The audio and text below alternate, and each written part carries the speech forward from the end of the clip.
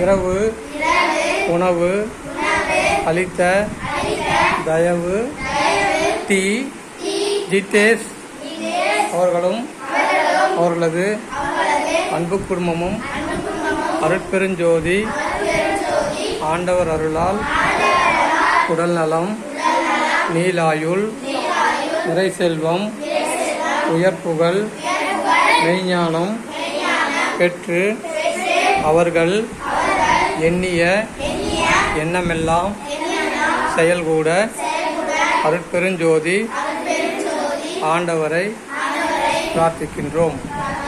நன்றி.